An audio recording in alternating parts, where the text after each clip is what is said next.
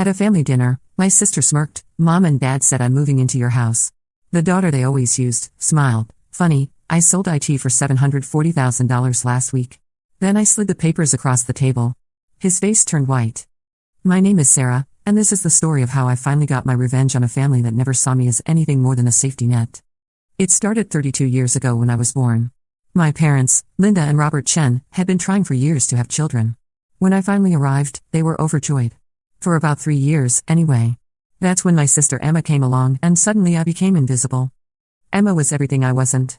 Where I was quiet and studious, she was loud and charismatic. Where I worked hard for decent grades, she barely tried and still managed to charm her teachers into passing her.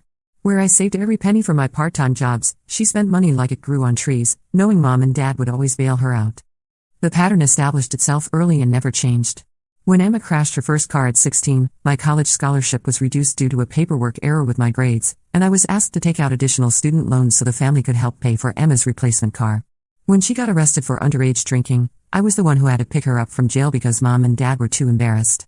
When she dropped out of college after 2 semesters of partying, they asked me to let her move in with me so she could figure things out. I said yes every time. Because that's what good daughters do, right? They sacrifice for their family. After college, I worked 2 jobs while living in a tiny studio apartment, saving every dollar I could. Emma, meanwhile, bounced from job to job, relationship to relationship, always landing on her feet because she knew someone would catch her. Usually me. When I was 29, I finally had enough saved for a down payment on a small house in a decent neighborhood. It wasn't much, a 2-bedroom ranch-style home built in the 1970s, but it was mine. I remember the day I got the keys, standing in the empty living room, crying with joy because I finally had something that belonged to me. Emma's reaction when she saw it was typical. "It's so small," she said, wrinkling her nose. "And the kitchen is so outdated. You should have waited and saved more money." But I love that house. I spent weekends painting walls, refinishing the hardwood floors, and slowly updating fixtures. I planted a garden in the backyard and installed a fence. I made it a home. Of course, Emma ended up living there anyway. When she was 26, she got evicted from her apartment for not paying rent. Mom called me crying, begging me to let Emma stay just until she gets back on her feet. Against my better judgment, I said yes. Emma moved in with 2 suitcases and promised it would only be temporary. That was 3 years ago, when I was 29. Now I'm 32, and Emma is 29. In those 3 years, Emma treated my house like a hotel. She never cleaned, never bought groceries, never contributed to utilities. She threw parties when I was working night shifts, leaving me to clean up the mess. She brought home different guys every few weeks, some of whom made me genuinely uncomfortable. When I tried to talk to her about boundaries, she'd run crying to Mom and Dad about how mean I was being to her. The final straw came last month. I'd been working extra shifts at the hospital where I work as a nurse, trying to save money for some much-needed home repairs. I came home after a brutal 12-hour shift to find Emma and 5 of her friends having a pool party in my backyard. My garden was trampled, there were beer cans everywhere, and someone had vomited in my petunias. I lost it. I told Emma she had 30 days to find somewhere else to live. She laughed and said I was being dramatic, that I'd cool off in a few days like I always did. But this time was different. This time, I was done. I started making calls the next day. I'd been thinking about selling the house for months anyway. The neighborhood was gentrifying rapidly, and property values had skyrocketed. The little house I bought for $180,000 6 years ago was now worth over $700,000. I met with a real estate agent named Jennifer Martinez, a sharp woman in her 40s who took one look at my property and whistled low. "This is going to sell fast," she told me. "The market is insane right now, especially for houses in this neighborhood. With a little staging, we could probably get you asking price or higher." I told her I wanted to move quickly and quietly. No for sale sign in the yard, no obvious showings while Emma was home. Jennifer nodded knowingly. "Family situation?" she asked. When I confirmed, she said, "I've handled a few of these. We can do private showings and market it mostly online. How soon do you want to close?" "As soon as possible," I said. Jennifer wasn't kidding about the market being crazy. We listed the house on a Thursday at $729,000. By the following Tuesday, I had 5 offers, 3 of them over asking price. I accepted an offer for $742,000 from a young couple who could close in 3 weeks with minimal contingencies. During those 3 weeks, Emma was completely oblivious. She was too busy with her new job at a boutique downtown and her latest boyfriend, a guy named Kyle who played guitar in a band that practiced in my garage without permission. She barely noticed when I started packing boxes, telling her I was just organizing when she asked. I didn't tell my parents either. I knew they'd try to guilt me out of it, or worse, they'd warn Emma. I'd learned over the years that my parents couldn't keep secrets from their favorite daughter. The closing went smoothly, though it took longer than expected due to some paperwork delays with the buyer's lender. I signed the papers in Jennifer's office on a Wednesday morning 3 weeks after accepting the offer, officially transferring ownership to the young couple. After real estate commissions, closing costs, and other fees, I netted $697,000 from the sale. They were so excited, talking about their plans for the kitchen renovation and how they wanted to expand the garden. It made me happy to know the house was going to people who would love it. Mike and Jessica Patterson were both teachers in their early 30s, and they reminded me of who I used to be: hopeful, hardworking, and grateful for what they had. Jessica kept looking at the pictures of the house on her phone, pointing out little details to Mike. "Look at these built-in bookshelves in the living room," she said. "And the way Sarah refinished these hardwood floors, they're gorgeous." It warmed my heart to hear someone appreciate the work I'd put into that house. Emma had never once commented on the improvements I'd made, except to complain that the renovations were loud or messy. As I handed over the keys to Jennifer, Mike shook my hand. "Thank you for taking such good care of this place," he said. "We can tell it was loved." "It was," I replied, and meant it. After the closing, I treated myself to lunch at an upscale restaurant downtown, the kind of place I'd never been able to afford when I was supporting Emma's lifestyle. I ordered a salmon and a glass of white wine, and sat by the window watching people walk by. For the first time in years, I wasn't mentally calculating how much the meal cost or feeling guilty about spending money on myself. The waitress, a young woman about Emma's age, was attentive and professional. When she brought my check, I left her a generous tip, something I'd rarely been able to do, and every extra dollar went toward Emma's expenses. That evening, I packed the last of my belongings into my car and a small U-Haul trailer. I'd already put most of my furniture in storage and found a furnished apartment across town. The apartment was smaller than my house, but it was in a secure building with a doorman and a fitness center. Most importantly, it was mine alone. As I packed, I found myself going through memories along with my belongings. There was the photo album from my college graduation, me standing alone in my cap and gown because Emma had been too busy to come and Mama and Dad had to leave early to pick her up from a party where she'd gotten too drunk to drive herself home. There were birthday cards I'd bought for myself over the years because no one else remembered. There were bank statements showing years of overdraft fees because I'd lent Emma money I couldn't afford to lend. Each item told a story of sacrifice that had gone unnoticed and unappreciated. Emma was out with Kyle, so I left her a note on the kitchen counter: "Emma, the house has been sold. You have until Friday to move out. The new owners take possession on Monday. Sarah." I also left her a copy of the eviction notice I'd filed with the sheriff's department, just to make sure she understood this wasn't a joke or an empty threat. Before I left, I walked through the house one last time. In the living room, I remembered painting the walls a soft blue color and how proud I'd been of how it turned out. In the kitchen, I recalled the weekend I'd spent installing new cabinet hardware and how sore my hands had been afterward. In the backyard, I looked at what remained of my garden after Emma's party and felt a pang of sadness for the flowers that had been trampled. But the sadness was mixed with relief. I wouldn't have to worry about Emma's friends destroying my property anymore. I wouldn't have to come home from work to find my space invaded by people I didn't know or trust.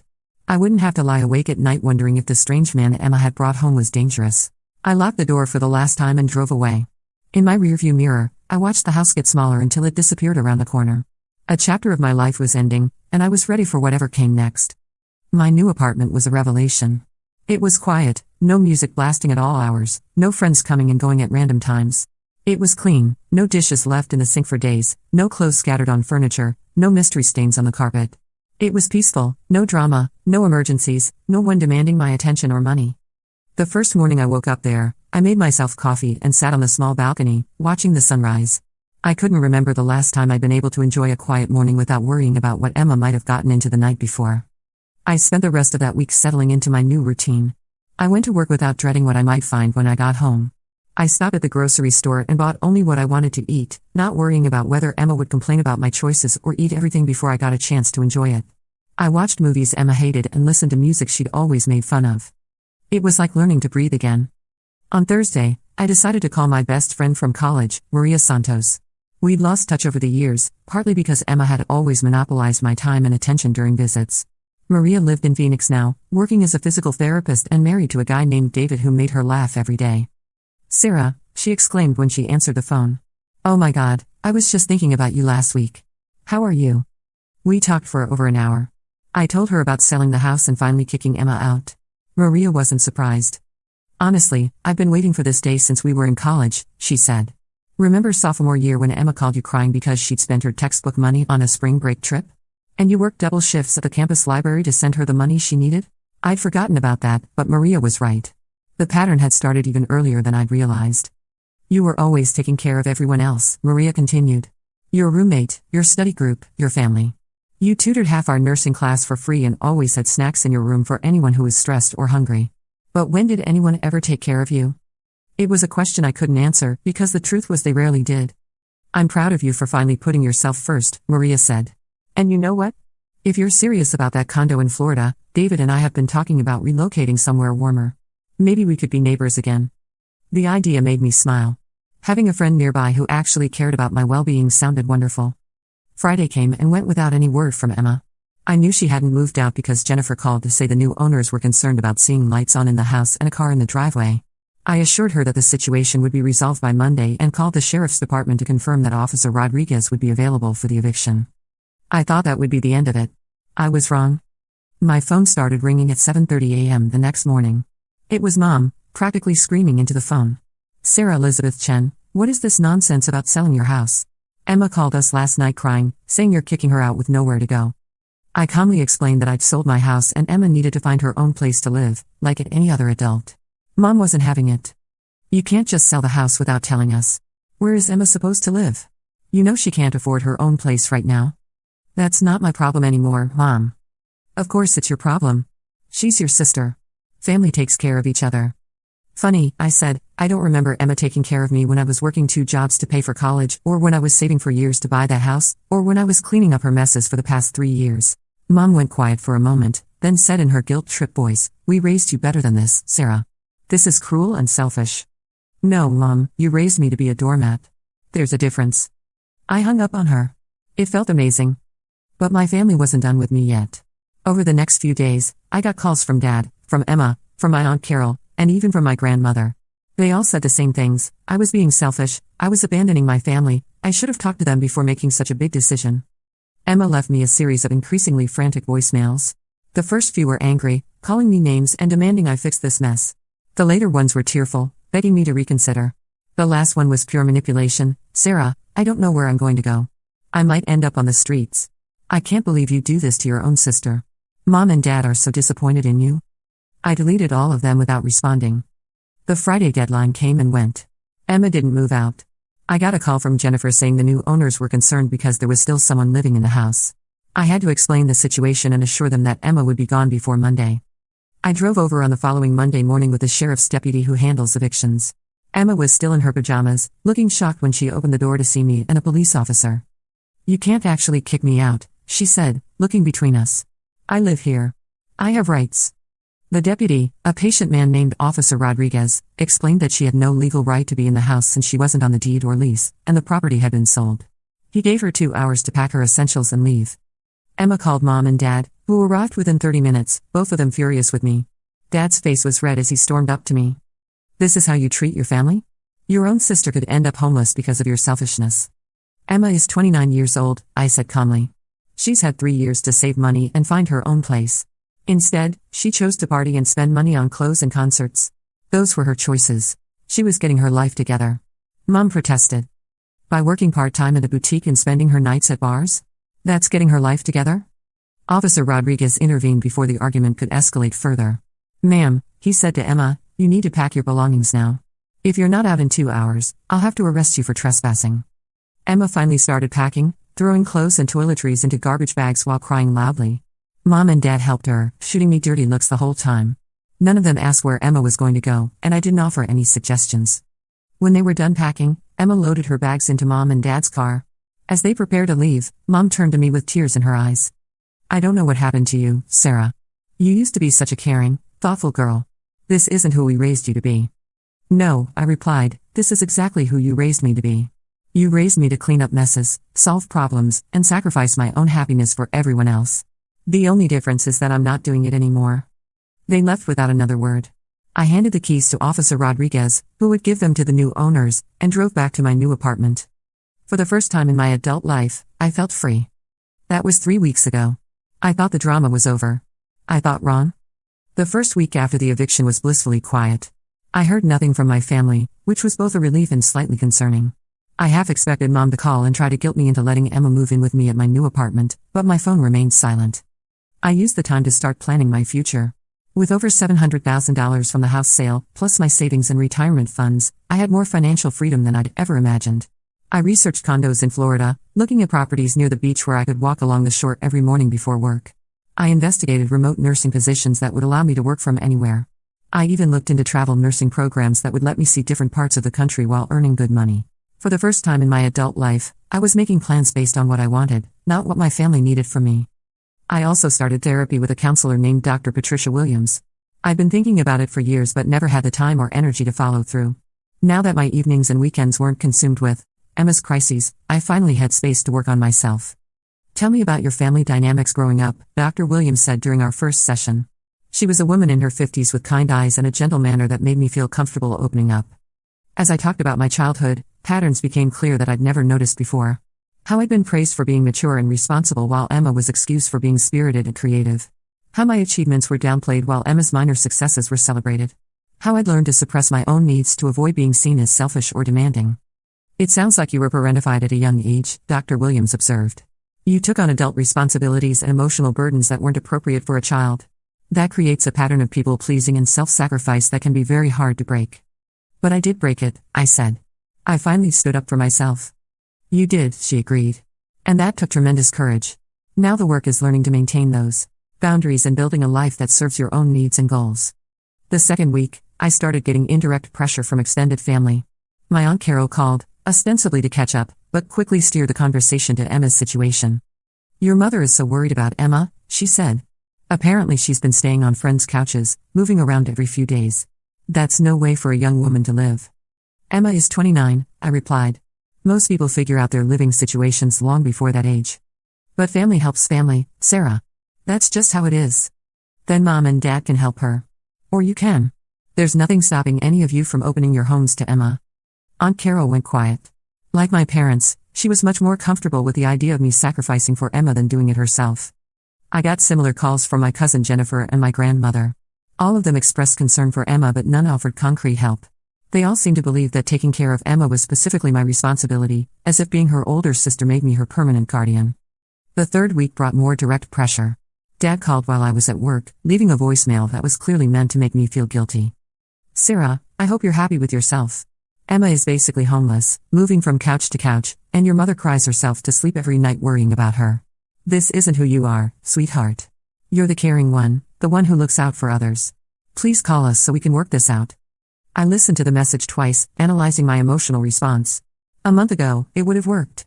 I would have felt terrible and called back immediately, probably offering to let Emma stay in my new apartment just temporarily. But now, after weeks of therapy and quiet reflection, I could see the manipulation clearly. Dad wasn't calling because he was genuinely concerned about Emma's well-being. If he was, he would have taken concrete steps to help her himself. He was calling because having Emma bounce around on friends' couches was embarrassing for the family, and having her live with him and mom permanently was inconvenient. It was easier to pressure me back into my old role than to deal with the consequences of Emma's choices themselves. I didn't call back. Instead, I called Maria, who listened as I vented about the family pressure. They're panicking, she said. For your whole adult life, you've been their get-out-of-jail-free card. Whenever Emma screwed up, they could just send her to you and wash their hands of the problem. Now they actually have to deal with the consequences of enabling her for so many years. I feel guilty sometimes, I admit it. What if Emma really does end up homeless or in danger? Sarah, Emma has options. She has parents who love her enough to let her live with them. She has friends who are apparently willing to let her crash on their couches. She has a job and could get a second one if she needed to. She could find roommates, move to a cheaper city, or make any number of other adult choices. The only thing she can't do is continue living rent-free in a house you worked for years to buy. And that's completely reasonable. Maria was right, but the guilt was hard to shake. I'd been trained from childhood to prioritize everyone else's comfort over my own well-being. The pressure campaign culminated yesterday with Emma's text about the family dinner. The demanding tone, "You better be there," was so typically Emma.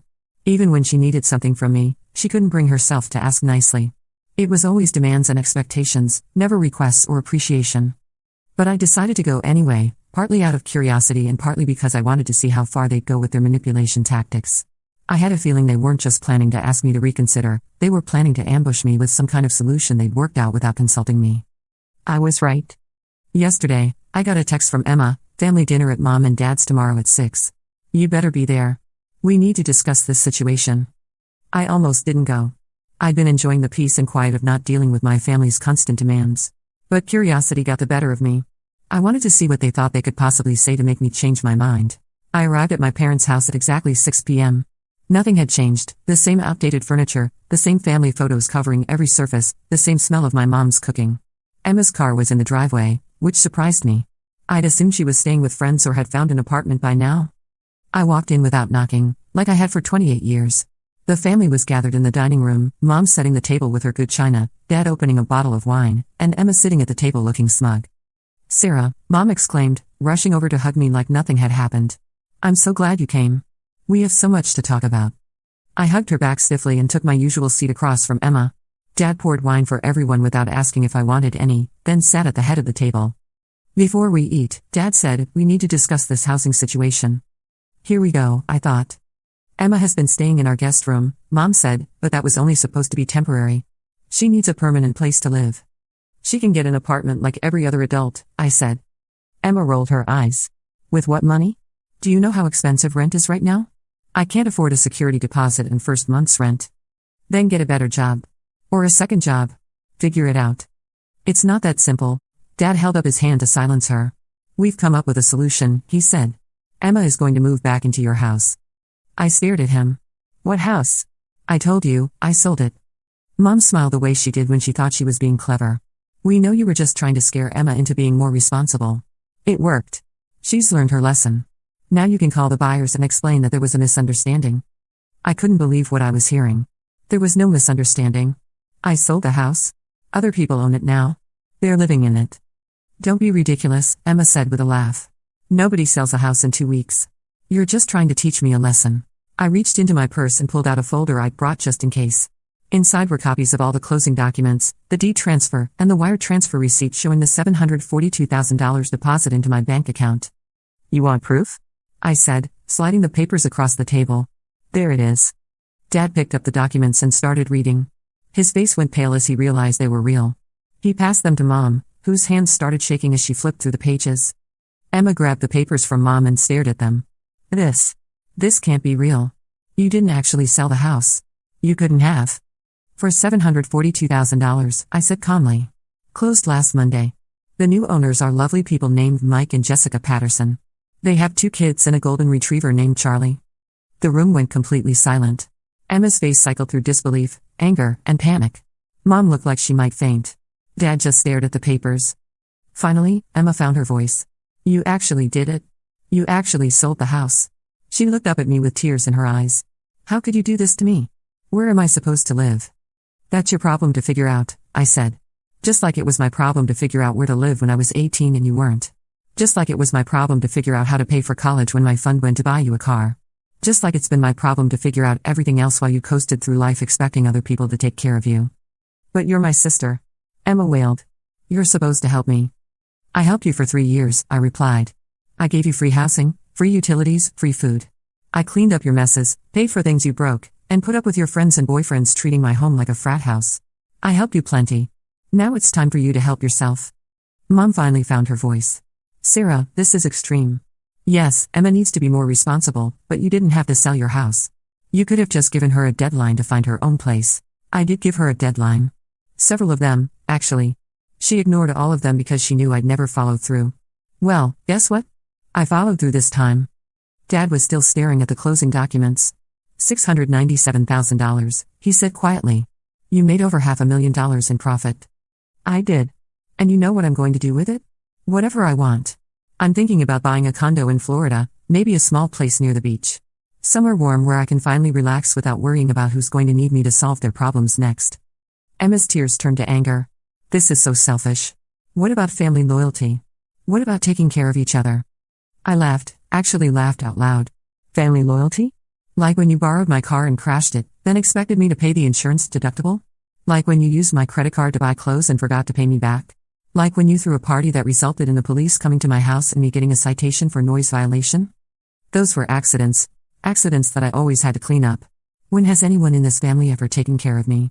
When I was working 16-hour days as a student nurse, did anyone offer to help me with groceries or laundry?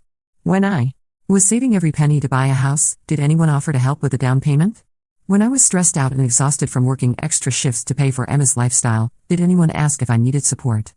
The room went quiet again. Because the answer was no, and we all knew it. I have been taking care of this family my entire adult life, I continued. I have sacrificed my time, my money, my peace of mind, and my happiness to make sure everyone else was comfortable. And not once, has anyone asked what I needed or wanted. Mom's voice was small when she spoke. We always appreciated. No, you didn't. You took it for granted. You assumed I would always be there to fix things, pay for things, clean up messes. You never appreciated it because you never had to think about it. It was just Sarah's job to handle everything. I stood up from the table. Well, I quit. I'm resigning from my position as the family cleanup crew. Find someone else to solve your problems. Emma stood up too, her face red with anger. You can't just abandon your family. Watch me, I said, and started walking toward the door. Sarah, wait. Dad called out. Let's calm down and talk about this rationally. Maybe we can work something out. I turned back to face them. Work what out? Emma needs a place to live, and I no longer have an extra bedroom to offer her. That's the beginning and end of it. She's an adult. She can figure it out like every other adult in the world. But she doesn't have anywhere to go, Mom pleaded. Then maybe you should let her live with you permanently. Put your money where your mouth is about family loyalty and taking care of each other. The suggestion clearly horrified them. Emma had been staying in their guest room for 3 weeks, and I could see the strain it was putting on their marriage. Emma's mess and chaos was a lot easier to deal with when it was happening in someone else's house. That's not a long-term solution, Dad said carefully. Your mother and I are planning to downsize soon, maybe move to a retirement community. Sounds like a personal problem, I said. Emma's voice turned desperate. Sarah, please.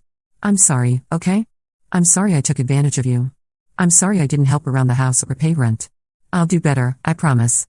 Just, please don't leave me with nothing. For a moment, I almost felt bad for her. She looked genuinely scared, and despite everything, she was still my sister. But then I remembered all the times she'd made similar promises before, only to fall back into the same patterns when she got what she wanted. Emma, I said gently, I'm not leaving you with nothing. I'm leaving you with the same thing every other adult starts with, the responsibility to take care of yourself. You have a job, even if it's part-time. You have friends who can help you find roommates or crash on couches while you save money. You have parents who clearly care about you enough to let you live in their guest room. You have options. You just don't like any of them because they all require you to take responsibility for your own life. But I don't know how, she whispered. Then learn. The same way I learned when I was 18 and you were 15 and got all the attention and resources. The same way millions of other people learn every day. Figure it out. I headed for the door again, but Mom blocked my path. Sarah, please don't leave like this. We're family. We should stick together. Mom, I love you, but I'm done being the only one who sacrifices for this family. If you want to help Emma, help her. If Dad wants to support her, he can support her. But I'm not doing it anymore. I gently moved past her and walked out the door. Behind me, I could hear Emma crying and my parents trying to comfort her. Part of me felt guilty for leaving, but a bigger part of me felt relief. I drove home to my new apartment, a small but bright one-bedroom place with a view of the city, and poured myself a glass of wine. For the first time in my adult life, my phone wasn't ringing with someone else's emergency. No one needed me to solve a problem or pay for something or clean up a mess. It was quiet. It was peaceful. It was exactly what I needed. I know my family thinks I'm being cruel and selfish. Maybe I am. But I spent 28 years being selfless, and where did it get me? Exhausted, broke, and taken for granted. Emma will figure out her living situation, one way or another. She might have to get a second job, or find roommates, or move to a cheaper city. She might have to sell some of her designer clothes or give up her expensive hobbies. She might actually have to budget and plan and take responsibility for her choices. In other words, she might have to do what I've been doing my entire adult life. And if my parents are so concerned about family loyalty and taking care of each other, they can start by taking care of their younger daughter themselves instead of expecting me to do it for them. As for me, I'm finally free. Free to make decisions based on what I want instead of what everyone else needs. Free to spend my money on myself instead of cleaning up other people's messes.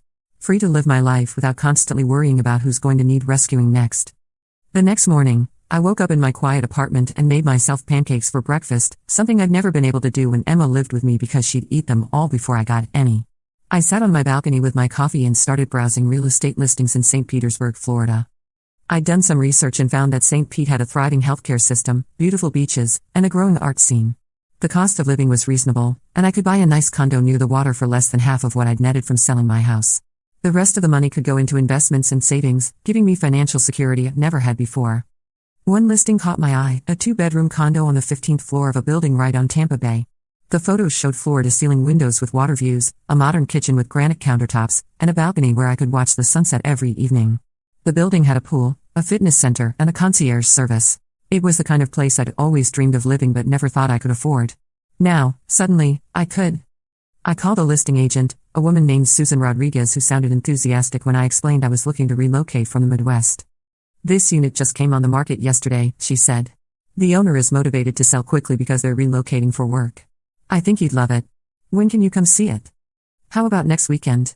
I said impulsively. "I could fly down on Saturday and see it then." "Perfect. I'll set up the showing." After I hung up, I realized I'd just made a major life decision in about 10 minutes. The old Sarah would have agonized over such a choice for months, making pros and cons lists and seeking approval from everyone in her family. The new Sarah trusted her instincts and acted on them. That afternoon, I called my supervisor at the hospital and requested a week of vacation time for the following month. If I liked the condo and decided to make an offer, I'd need time to arrange the move and find a new job in Florida. "Is everything okay, Sarah?" my supervisor asked. "This is pretty sudden for you?" I'd been working at the same hospital for 8 years, and she was right that I rarely took spontaneous time off. Usually, any vacation days I requested were because I needed to help Emma with some crisis or another. "Everything's great," I said. "I'm just exploring some new opportunities." It felt good to be making plans that had nothing to do with fixing someone else's problems. I spent the rest of the week tying up loose ends and preparing for my Florida trip. I researched hospitals and nursing agencies in the St. Petersburg area and updated my resume. I also looked into the process of applying for a Florida nursing license by endorsement. I read about the neighborhoods and local amenities. For the first time in years, I felt excited about the future instead of dreaded about what crisis might come next. On Thursday, I got another call from my cousin Jennifer, who'd clearly been recruited by my parents to continue the pressure campaign. "Sarah, I just wanted to check on you," she said in that fake sweet tone people use when they're about to ask for something. "I heard about this situation with Emma, and I'm really concerned about how this is affecting the family." "What situation would that be?" I asked innocently. "You know, her not having a stable place to live. It's causing so much stress for your parents." "I'm sure it is. Maybe they should help her find an apartment." "Well, that's actually why I'm calling. I was wondering if you'd consider just buying Emma a small place of her own? You made so much money from selling your house, and it would solve everyone's problems." I was so stunned by the audacity of the suggestion that I almost laughed. "You think I should buy Emma an apartment? It doesn't have to be anything fancy. Just a small one-bedroom somewhere affordable. Think of it as an investment. You could charge her rent and eventually get your money back." "Jennifer, Emma couldn't pay me $50 a month in rent when she was living in my house. What makes you think she'd be able to afford market rent on an apartment I bought her? She'd be more motivated if it was her own place." "No," I said firmly. "I'm not buying Emma an apartment. I'm not buying Emma anything. I'm done being the family ATM." "But you have so much money now. My money is not available for Emma's housing needs. If you're so concerned about her situation, you're welcome to help her yourself." I hung up on her, too. It was becoming a habit, and I liked it. By Friday, I was looking forward to my Florida trip more than I'd looked forward to anything in years. I packed light, just a weekend bag with casual clothes and my laptop. I booked a hotel near the beach and made dinner reservations at a highly rated seafood restaurant. This trip was purely for me, funded by money that was purely mine, planned around activities I actually wanted to do. It was revolutionary. Saturday morning, I flew to Tampa and took an Uber to St. Petersburg. The weather was perfect, sunny and 78 degrees with a gentle breeze off the water. Palm trees lined the streets, and everything felt relaxed and unhurried compared to the constant rush of the Midwest. Susan Rodriguez met me at the condo building, which was even more impressive in person than in the photos. The lobby was elegant, with marble floors and contemporary furniture. The concierge smiled and nodded as we walked to the elevators. "The owner is asking $425,000, Susan said as we rode up to the 15th floor. "But like I mentioned, they're motivated to sell quickly. I think there's room for negotiation." When she opened the door to the unit, I knew I was home. The views of Tampa Bay were spectacular, stretching out to the horizon in shades of blue and turquoise. The condo was larger than my apartment back home, with an open floor plan that felt spacious and airy. The kitchen was beautiful, with stainless steel appliances and a large island perfect for cooking. The master bedroom had its own balcony, and I could imagine waking up every morning to watch the sunrise over the water. The second bedroom could be an office where I could work remotely or pursue freelance nursing opportunities. "What do you think?" Susan asked. "I think I'd like to make an offer," I said. We spent the next hour going over comps and market data. Susan suggested offering $405,000, which felt reasonable for a property that would have cost twice as much in my hometown. I authorized her to submit the offer that afternoon. That evening, I had dinner at the seafood restaurant I'd chosen, a place with outdoor seating overlooking the marina. I ordered stone crab claws and a glass of Sauvignon Blanc, and watched the sun set over the water while boats drifted by in the distance. My phone buzzed with texts from my family throughout the meal, but I ignored them. Nothing they had to say could ruin this perfect evening. At 9 o'clock, Susan called with good news. They accepted your offer, she said. Congratulations. You're going to love living here. I almost cried with joy. After years of making sacrifices for other people, I was finally making a choice that was entirely for myself. A beautiful home in a place where I could start fresh, away from all the family drama and expectations. I called Maria to share the news, and she screamed with excitement. I'm so proud of you, she said. This is exactly what you needed, a complete fresh start. I'm terrified and thrilled at the same time, I admitted. What if I'm making a huge mistake? Sarah, you've been making safe, responsible choices your whole life, and where did it get you? Taken advantage of and unappreciated. This is your chance to take a risk on something you actually want. Even if it doesn't work out perfectly, at least you'll have tried. She was right. For the first time in my life, I was betting on myself instead of sacrificing for others. It felt scary and liberating at the same time. I sold my house for $742,000, but after all the costs and fees, I netted $697,000. What I really bought with that money was something much more valuable, my independence. And unlike every other sacrifice I've made for my family over the years, this is one I'll never regret. The papers are still sitting on my parents' dining room table, probably being stared at in disbelief. The deed transfer, the closing documents, the final settlement statement, all prove that sometimes the responsible one finally decides to be responsible for herself instead of everyone else. Emma can find her own place to live. Mom and Dad can deal with their own disappointment. And I can finally, put myself first. It only took 28 years, but I'm finally free. And it feels amazing.